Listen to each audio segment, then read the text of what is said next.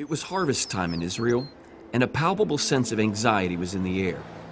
At any moment, the wary farmers might lift their eyes to see a tidal wave of Midianite soldiers pouring down from the hills like a flash flood from a broken dam.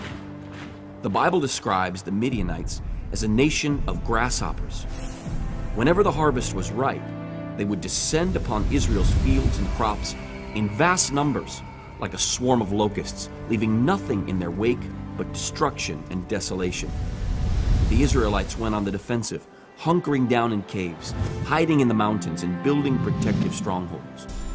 The nervous harvesters quickly reaped what they could and hid it away in anticipation of an imminent invasion. God had a plan to deliver Israel from the hand of Midian, and he had chosen just the man for the job.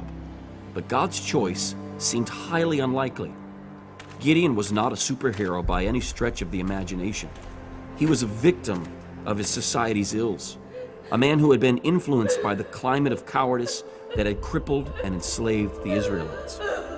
He was such a prisoner of fear that he would hide in a winepress to thresh his small harvest of wheat. A winepress is no place to thresh wheat, but Gideon had chosen this inappropriate place because he was afraid of the Midianites. He was afraid of losing his harvest and his life, so he hid both underground. It was in this dungeon of fear that the Lord found Gideon, frustrated, trembling, and perspiring.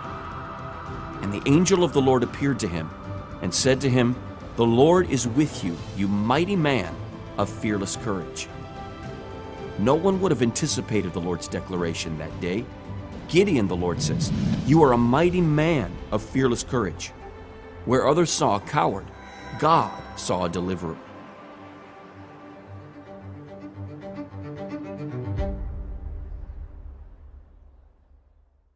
Here's Gideon in the winepress, hiding for his life, trembling, perspiring.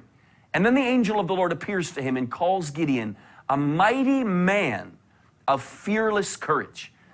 I think if I had been Gideon, that day I would have looked around in the winepress and said, "Who is God talking to? Surely God couldn't be calling me courageous." In fact, I think if you get a dictionary and you look up the word coward, there's a picture of Gideon's face right next to the word. But my friend, God saw something in Gideon that nobody else saw, not even Gideon himself.